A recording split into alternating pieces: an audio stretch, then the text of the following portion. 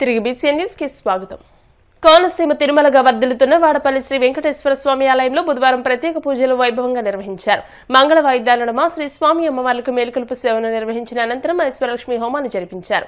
అర్చకులు శ్రీ స్వామి అమ్మవార్ల వసంత మండపంలో అష్టోత్తర పూజను నిర్వహించగా ప్రత్యేక అలంకరణలో ఉన్న స్వామిని దర్శించుకుని భక్తులు తరించిపోయారు.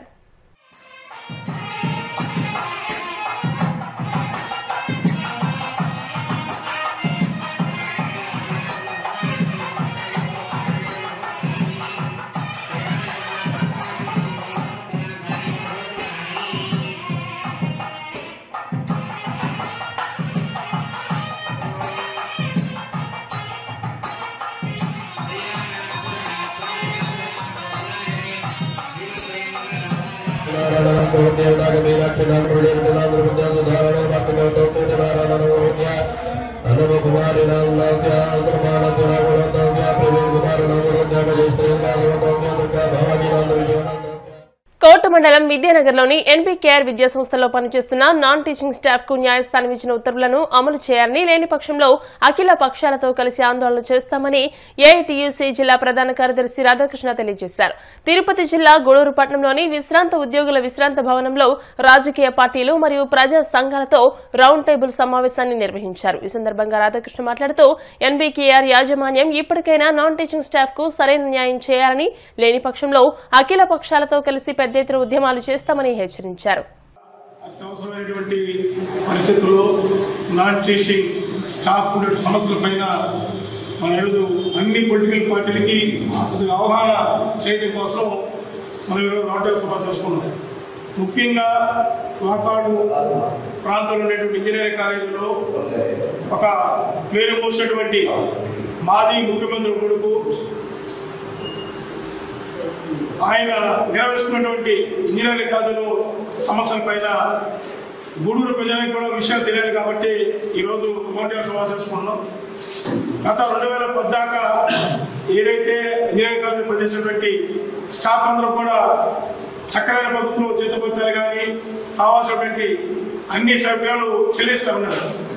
2010 నుంచి అది ఎందుకో కానీ మేనేజ్మెంట్ మాట్లాక వాళ్ళ సమస్యల పైన అనేక అవాంతరాలు కూర్చి మరి ముఖ్యంగా 2019 నుంచి 2024 దాకా ఏదైతే జగన్మోహన్ రెడ్డి ప్రభుత్వంలో చాలా అంటే చాలా ఇబ్బంది పడే పరిస్థితిని ఆ కైలాస మేనేజ్మెంట్ చేపడుతూ వచ్చింది. దానికి కారణం రామ్ కుమార్ రెడ్డి వైసీపీ నాయకుడు కాబట్టి ఏం చేసినా చెల్లబోటు అవుతున్న ఆలోచనతోనే ఆయన చేసినటువంటి అరాచకమెంట్ అంటే లేబర్ ఆఫీస్ కోర్టు కూడా తీర్పునిచ్చిన, హైకోర్టు తీర్పిచ్చిన కోర్టుని కూడా లెక్క చేయకుండా నాకుండే పలుకుబడితో నేనేమైనా చేస్తాననే ఆలోచనతో రామ్ కుమార్ రెడ్డి గారు వాడు చేసినటువంటి అవినీతి కార్మికుల పట్ల వివక్షత నేను ఏడీస్గా తీవ్రంగా ఖండిస్తా ఉన్నాం. అక్కడ నుంచి గత 15 సంవత్సరాలుగా వాళ్ళకి రావాల్సిన బెనిఫిట్స్ అన్ని కూడా ఆఫ్ చేసేసి చాలా మంది రిటైర్డ్ కూడా అయినారు. వాళ్ళ రిటైర్డ్ బెనిఫిట్స్ కూడా రాలేదు. ఇక్కడ ఉన్నటువంటి పొలిటికల్ పార్టీ లీడర్స్ కూడా ఆలోచించాలి.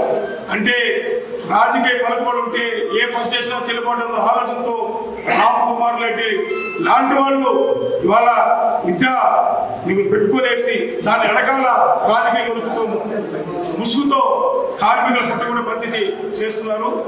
కోర్టు తీర్పిచ్చిన కోర్టులు తీర్పులు కూడా గౌరవించిన పరిస్థితిలో మేనేజ్మెంట్ ఉంది.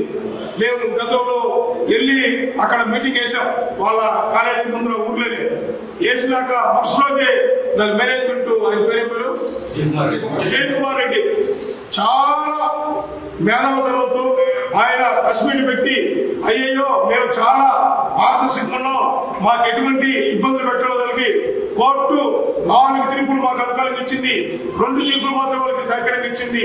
కోర్టు నుంచి కానీ మాకు రిజల్ట్ వస్తే డీటెయిల్స్ వస్తే మేము అన్ని కూడా ఇంప్లిమెంట్ చేస్తామని చెప్పారు. ఇప్పుడే 10 నిమిషాల ముందు ఫోన్ చేశా, ఏమండి కోర్టు ఏది ఇచ్చిందన్నారు, కోర్టు కాగితాలు దగ్గర ఉన్నాయి, ఆ కాగితాలు చూపిస్తారు, ఆ చర్చ చర్చ కూర్చున్నాము, అన్ని పొలిటికల్ పార్టీలు వచ్చారంటే దాటాల్సిన మీటింగ్ ఉన్నది. అంటే ద్వంద్వపూర్తుల ఆలోచనతోనే అక్కడ ఉండేటువంటి మేనేజరు చాలా వివక్షతగా మాట్లాడుతున్నాడు. అన్ని అబద్ధాలు చెప్పి కాలయాపన చేస్తున్నాడు. మేనేజ్మెంట్ కి కార్మికులకి దూరం పెట్టే పద్ధతి చేస్తున్నాడు. మంచి పద్ధతి కాదు. అయోధ్యలో బాలరాముని ప్రతిష్ఠ జరిగి ఏడాది పూర్తయిన సందర్భంగా కడప నగరంలో నిర్వహించనున్న శ్రీ సీతారాముల కళ్యాణోత్సవం మహాశోభాయాత్రలో ప్రతి ఒక్కరూ పాల్గొని శ్రీరాముని అనుగ్రహాన్ని పొందాలని అయోధ్య ఐక్యవేదిక నాయకులు పిలుపునిచ్చారు. కడప నగరంలోని మున్సిపల్ మైదానంలో ఏర్పాటు చేసిన మీడియా సమావేశంలో వారు మాట్లాడుతూ ఉదయం 6 గంటల నుండి మున్సిపల్ మైదానంలో శ్రీ సీతారాముల కళ్యాణోత్సవం అనంతరం ప్రసాద వితరణ ఉంటుందన్నారు.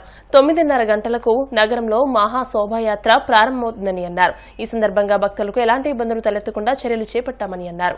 నిత్యం తన జీవన శైలిని తన మార్గదర్శనాన్ని ముందుకు తీసుకెళ్తూ తన జీవనం కొనసాగిస్తున్నాడు. అందులో భాగంగానే మన భారతదేశంలో అత్యంత ఆధ్యాత్మికమైనటువంటి క్షేత్రం ఏదంటే అయోధ్య. ఆ అయోధ్యలో రామచంద్రమూర్తి బాలరామచంద్రమూర్తి ప్రతిష్ట గత సంవత్సరం 2024 సంవత్సరంలో జనవరి 21వ తారీఖు స్వామివారి యొక్క ప్రతిష్టా కార్యక్రమ మహాసంప్రోక్షణ 21-22 తేదీల్లో విశేషంగా జరిగింది.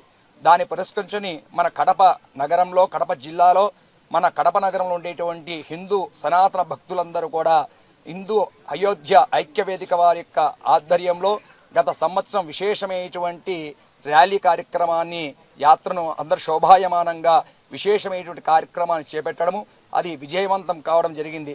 కానీ ఇది 2వ సంవత్సరము స్వామివారి యొక్క ప్రతిష్ట వార్షిక మహోత్సవాన్ని పురస్కరించుకొని ఈ సంవత్సరం గడప ఆధ్యాత్మికమైనటువంటి ఈ యొక్క వాతావరణం తీసుకురావాలని ప్రజలందరికీ కూడా లోక క్షేమార్థం లోక సంక్షేమ కోర్థం విశ్వశాంతి కొరకు మన కడప నగరంలో ఆ రామచంద్రమూర్తి విశేషమైనటువంటి సీతారామ కళ్యాణ మహోత్సవం జరపాలని అలాగే శోభాయాత్ర కార్యక్రమాన్ని కూడా జరపాలని అందరూ కూడా భక్తులందరూ కూడా హిందూ మనోభక్తులందరూ కూడా సంకల్పించడం జరిగింది.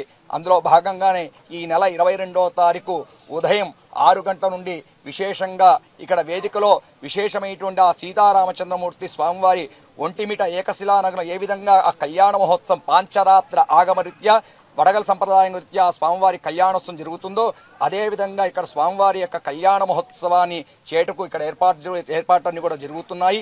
ఈ విశేషమైనటువంటి సీతారామ కళ్యాణ మహోత్సవంలో ప్రతి ఒక్క హిందూ భక్తులందరూ కూడా పాల్గొని ఆ రామచంద్రమూర్తి అనుగ్రహానికి పాత్ర కావాల్సిందిగా ప్రార్థన చేసుకుంటూ సర్వే జనా సుఖినో భవంతు సమస్త సమ్మంగళాని భవంతు రామచంద్రమూర్తి కళ్యాణాన్ని ఎవరైతే తిలకిస్తారో ఒక అశ్వమేధ యాగం చేస్తే ఎంత ఫలం వస్తుందో అంత ఫలం రామచంద్రమూర్తి కళ్యాణం చూస్తే వస్తుందని శాస్త్రంలో చెప్తూ ఉంది. అంత విశేషమైనటువంటి ఆ రామచంద్రమూర్తి కళ్యాణ మహోత్సవాన్ని అందరూ కూడా పాల్గొని ఆ తదనంతరం స్వామివారి యొక్క ప్రసాదాన్ని కూడా స్వీకరించి ఇక్కడ 9:30 నుండి ఈ శోభాయాత్ర కార్యక్రమాన్ని కూడా ఆ రామచంద్రమూర్తి కళ్యాణమూర్తులను ఉత్సవ వైభవంగా తీసుకువెళ్తూ భక్తులందరి యొక్క కోలాహంలో శ్రీరామ నామస్మరణ చేసుకుంటూ జై శ్రీరామ్ అనేటువంటి నామస్మరణ చేసుకుంటూ శ్రీ సత్యసాయి జిల్లా కదిరిపట్నంలోని శ్రీమద్ కాద్రి లక్ష్మీ నరసింహస్వామి వారిని జాతీయ ఎస్టీ కమిషన్ మెంబర్ జాతు హుస్సేన్ దర్శించుకున్నారు.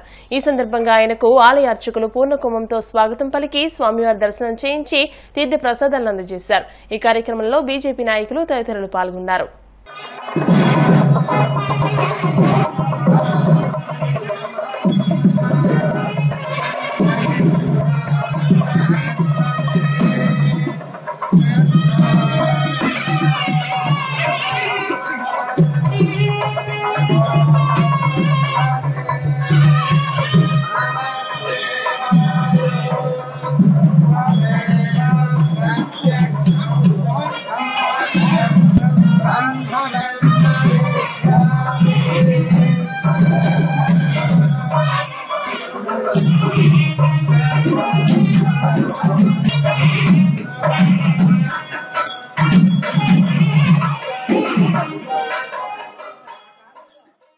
తెలుగు రాష్ట్రాల ముఖ్యమంత్రులు చంద్రబాబు రేవంత్ రెడ్డిలు తమ రాష్ట్రాలకు పెట్టుబడుల కోసం దావోస్ వేదికగా జరుగుతున్న ప్రపంచ ఆర్థిక సదస్సుకు తమ టీంలతో అక్కడ చర్చలు జరుపుతున్నారు. ప్రధానంగా ఐటీ, డేటా సెంటర్లు, క్లీన్ అండ్ గ్రీన్ ఎనర్జీ రంగంలో పెట్టుబడులను ఆకర్షించడమే లక్ష్యంగా తెలంగాణ రైజింగ్ టీం చర్చలు జరపనుంది.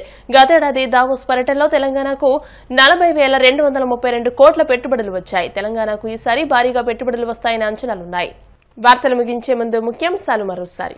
దావోస్ లో సిఐఐ ఆధ్వర్యంలో గ్రీన్ ఇండస్ట్రియలైజేషన్ పై నిర్వహించిన సదస్సులో పాల్గొన్న సీఎం చంద్రబాబు ప్రపంచ దేశాలకు తెలుగు వాళ్లు అత్యుత్తమ సేవలందిస్తున్నారని ప్రశంస.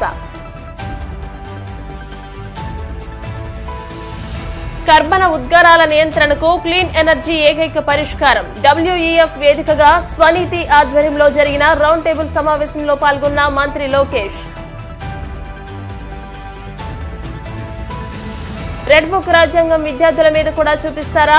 రాష్ట్రంలో విద్య పేరుతో జరిగే దోపిడీని వ్యతిరేకిస్తున్నామన్న వైసీపీ విద్యార్థి విభాగం స్టేట్ వర్కింగ్ ప్రెసిడెంట్ రవిచంద్ర.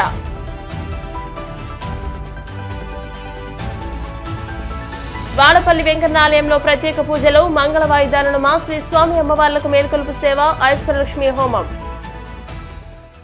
ఈ వార్తలు ఇంతటితో సమాప్తం. మరిన్ని వార్తల కోసం BCN digital YouTube channel, Facebook page ని ఫాలో అవ్వండి. అప్డేటెడ్ వార్తల కోసం ప్లీజ్ సబ్స్క్రైబ్.